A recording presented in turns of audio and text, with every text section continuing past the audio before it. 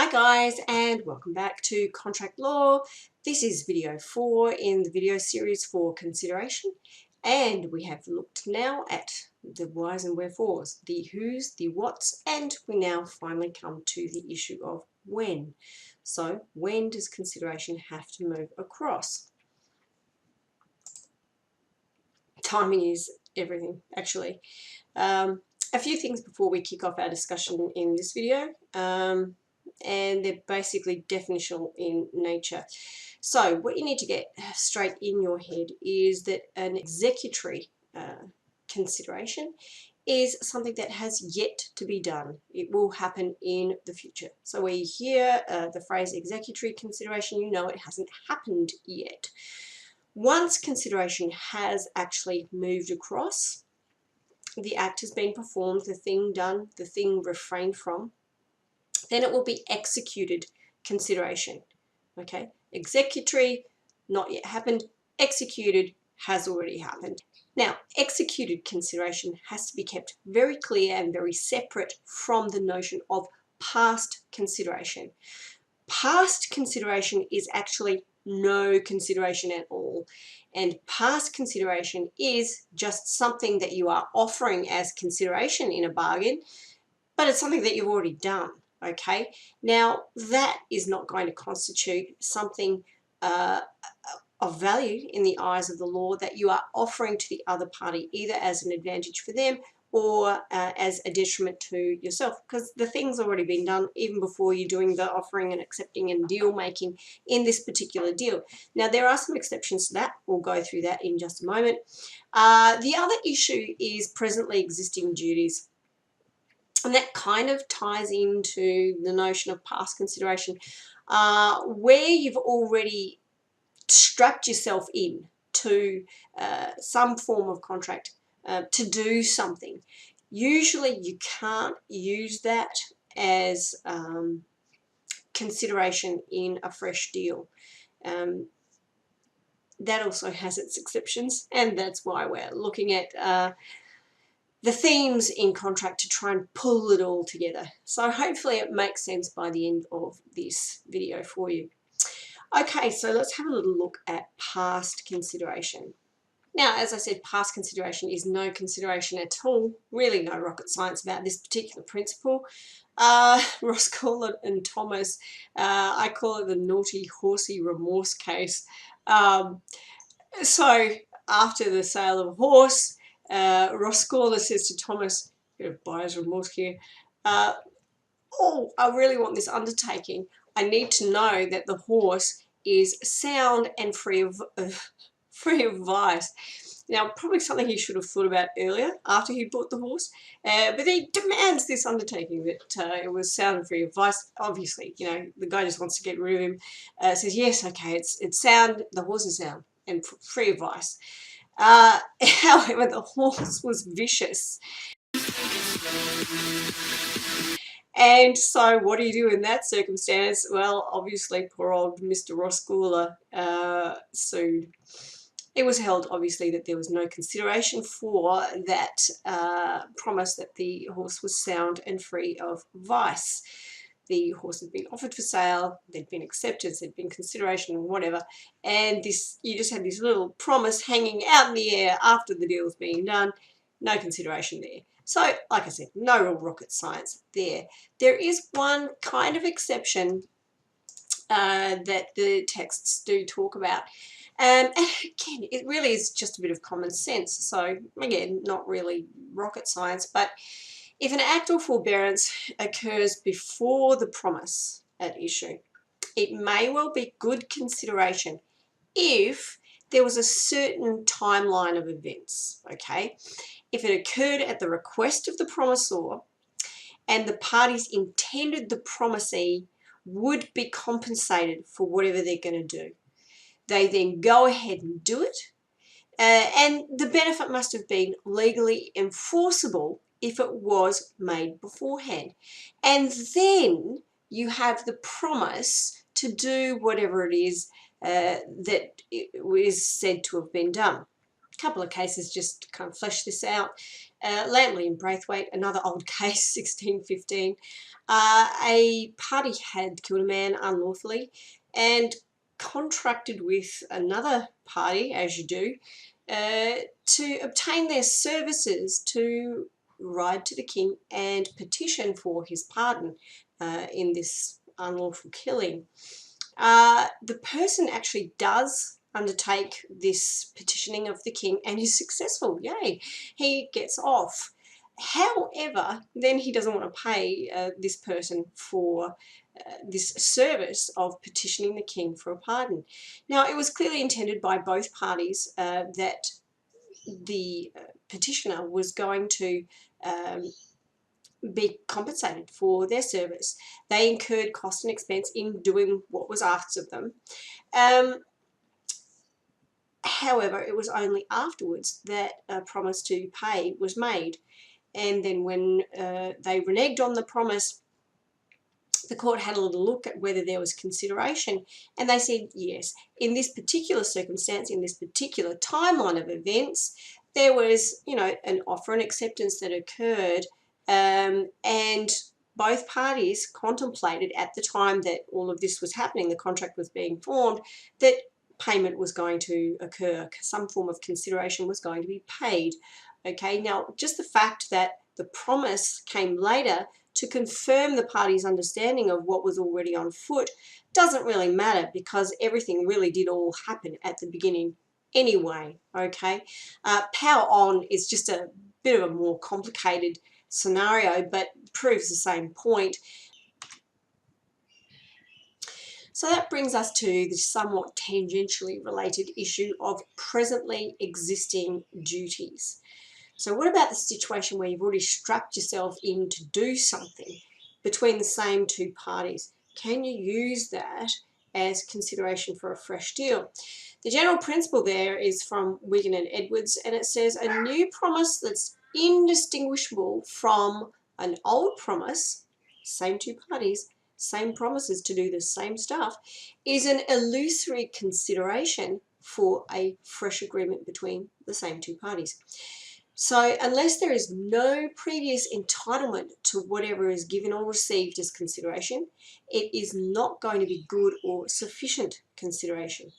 I'll say that again. Unless there's no previous entitlement to whatever is said to be the consideration, it's not going to be sufficient. Okay. Now, looking firstly at public duties, presently existing public duties. If you're already bound to do something as a public duty, then generally speaking, you can't use it as consideration in a bargain.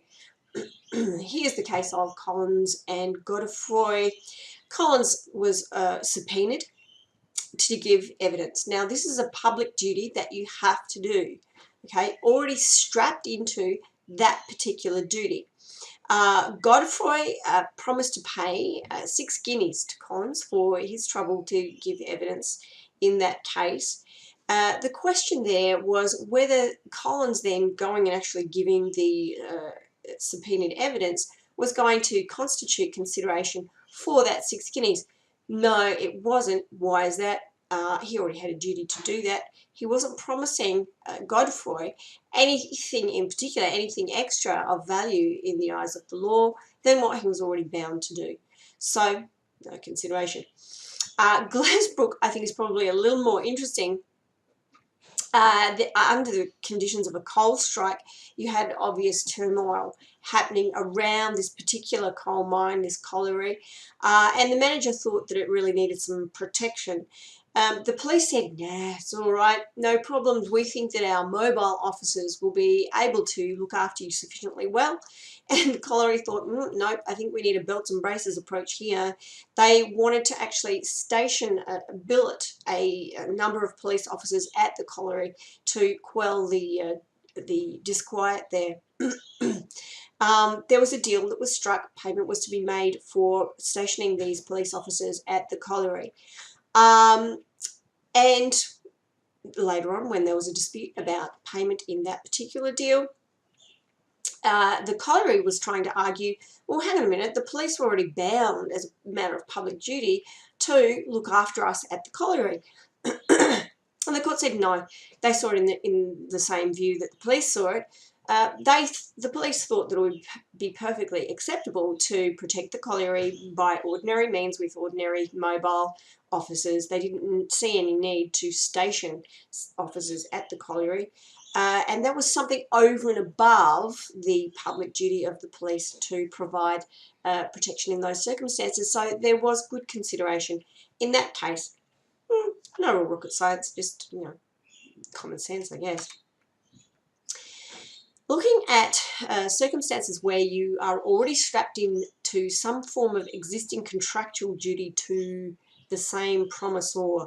Now, here are some cases that you really need to get your head around, just a few of them, but they show the development of courts' thinking over 1800 and some odd through to the present day.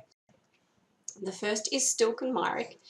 And in this case, we had Stilk being a seaman on a ship from London to the Baltic and back. In that contract of engagement, Stilk agreed to do all he could as seaman under all emergencies of the voyage. Okay, during that voyage, 2 sailors deserted, and the captain promised the others that if they kept on working the ship back to London, they would split the deserters' wages. The inevitable happened. Stilk agreed, and the captain reneged. Okay, Stilk's claim for that extra payment, the splitting of the deserters' wages, failed. Why is that? Because he had already promised to do exactly what he did on the back half of the journey after the deserters had left, as he did beforehand. He had already agreed to step up in times of emergency and do more work if he had to do so without any extra payment. Okay, so not hard to understand there. When you then look at Hartman Ponsonby, you can see why there was perhaps a little bit of a different decision in that case. Very similar facts. So Hartley agreed to serve on a ship from Liverpool to Port Phillip and then on to some various other ports. In Port Phillip, 17 out of the 36 crew refused to work and they were sent off to prison.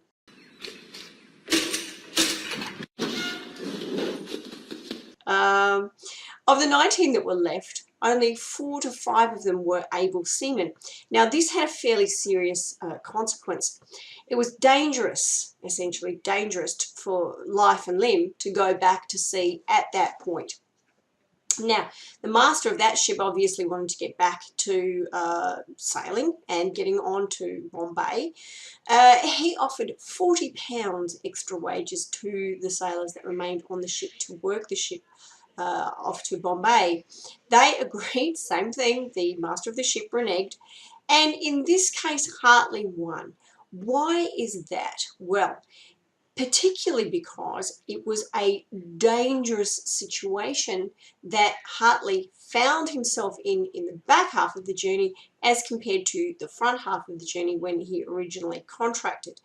Okay, the court kind of have a look at the text on this.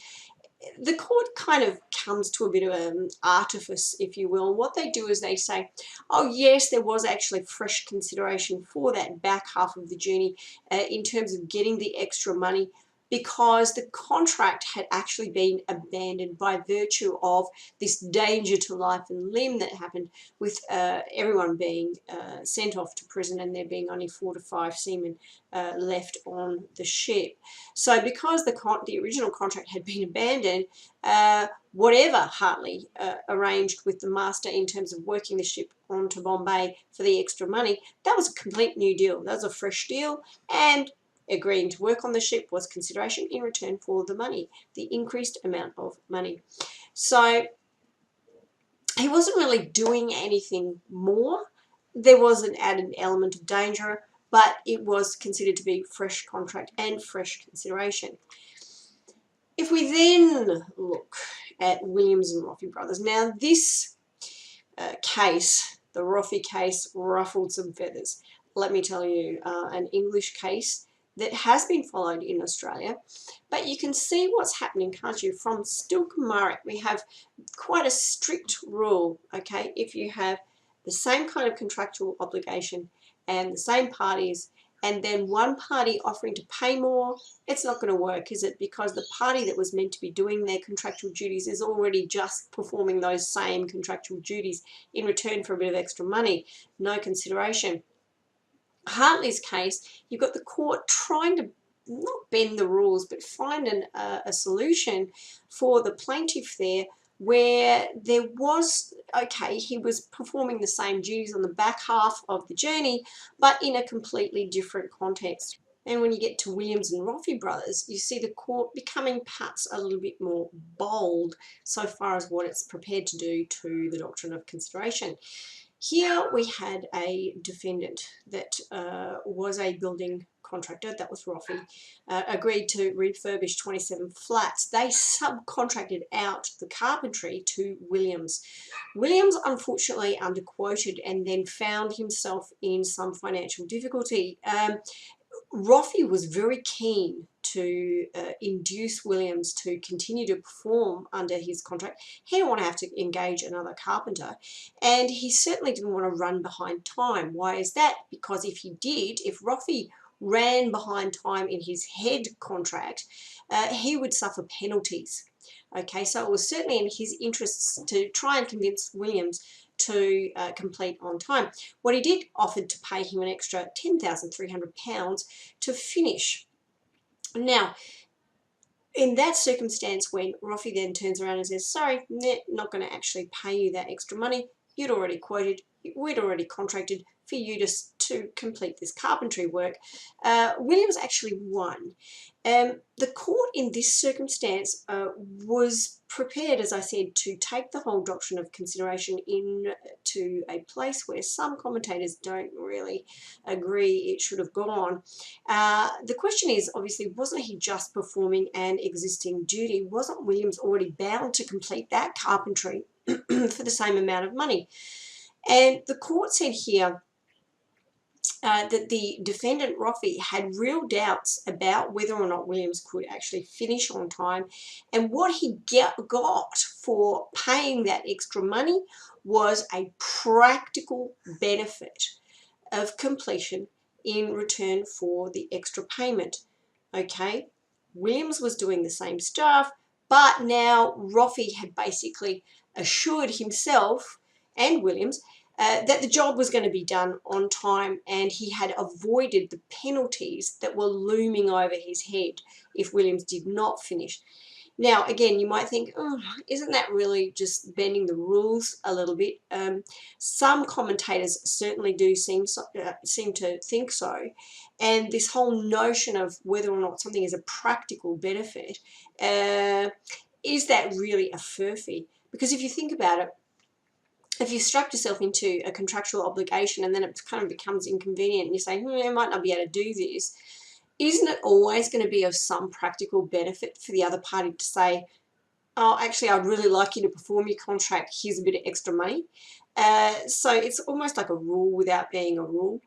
So there was a bit of doubt about whether or not that was going to be applied in Australia. There are some good reasons why it has been applied in Australia. So then we come to the, Musamichi case. Now, this is a New South Wales case, so it hasn't gone up to the High Court. There's not, a complete ironclad guarantee on this, but it certainly seems as though we will be following Williams and Rafi brothers. I'll leave you to discover the facts of the case for yourself. It involved a lease and a reduction in the payment of rent. But Justice Santel's decision gives us three main arguments that the case law hitherto, before Williams and Rafi brothers, had provided for not enforcing a contract for existing duties as good consideration for a fresh deal. Firstly, it was that this kind of principle protects a promisor from extortion, from someone just saying, oh, this is all too inconvenient, I'm not going to do it unless you pay me more money.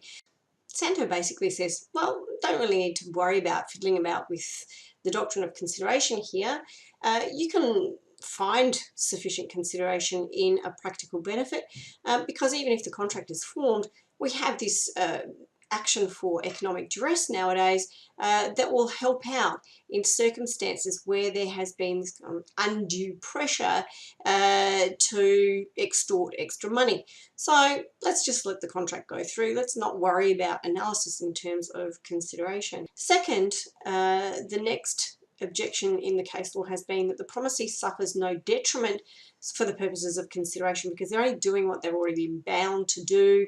And Justice Santos says, well, actually, in this particular case and in cases like Williams and Rafi brothers, yes, the promisor actually is getting a sufficient consideration in return for promising more money. Here it's in terms of retaining the lessee and not engaging with all the other rights that they had to enforce against the landlord. And in Williams and Rafi brothers, it was getting the actual carpentry work done on time and avoiding the penalties that were looming over the contractor's head.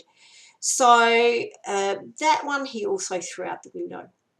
And finally, the objection was that, well, if we go in this direction and we say that a practical benefit will suffice to found consideration for extra payment for somebody doing their existing contractual duty, it really leaves no room at all for application of the principle that was set out in the Stilk and Myrick case. Okay, now that case has been going since the 1600s, so they're saying you're overturning an awful lot of entrenched case law here. However, you know, Justice Santel kind of brushes that off and says, well, in the Stilk and Myrick case, the promise to pay extra money was for exactly what was being performed beforehand, because they'd already promised to do whatever they could in terms of, you know, when there was emergencies that happened. So the promise to pay extra was wholly gratuitous. Here he contrasted it, you know, we've got this practical benefit that's moving across in return for the extra payment. So that's the Mills-Meaching case. As I said, look at the facts for yourself, have a bit of a think about it, work out where you think the case law is headed. The final issue I just want to cover off with you quickly on the end of this video is the issue of third parties. So if it can sometimes be a little bit tricky to allege that your existing contractual duty should be sufficient consideration for a new deal, for example, to pay you extra money. What's the deal where you have an existing contractual duty between party A and B, and then party C enters the scene and says, you know what, to party B, you know what, I will do this for you if you continue to perform your obligations under your contract with party A. That, in terms of that pre-existing contractual duty between A and B, will be good and sufficient consideration in that new deal between B and C. Okay, so in Shadwell and Shadwell, we had a nephew engaged to be married. Shadwell wrote to him and said, I'm glad to hear of your marriage. I'm going to give you £150 a year during my life or until your salary reaches a certain amount. Now, the nephew had already contracted to marry, obviously. Now, that marriage was said to benefit the uncle as it was an object of his interest and near relative and all that kind of stuff.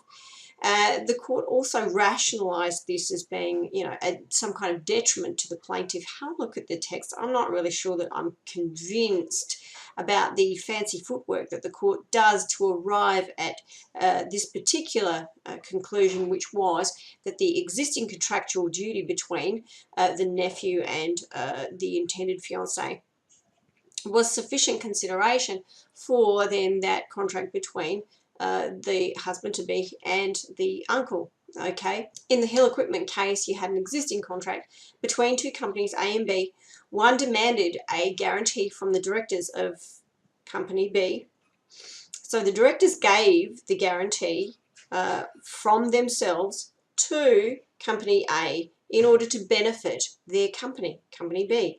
So effectively what the directors were doing, the directors are C at the end of the line, they wanted to ensure that the contract between A and B went ahead.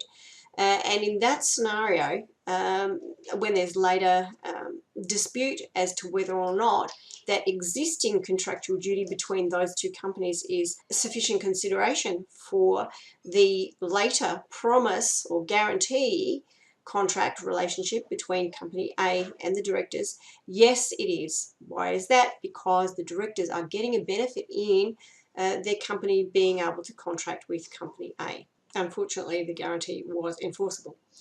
So that's it for third parties. And what we'll do is we will leave this video here. We will come back for the final part, I promise, in our videos on consideration very shortly. So thanks for watching, and bye for now, guys.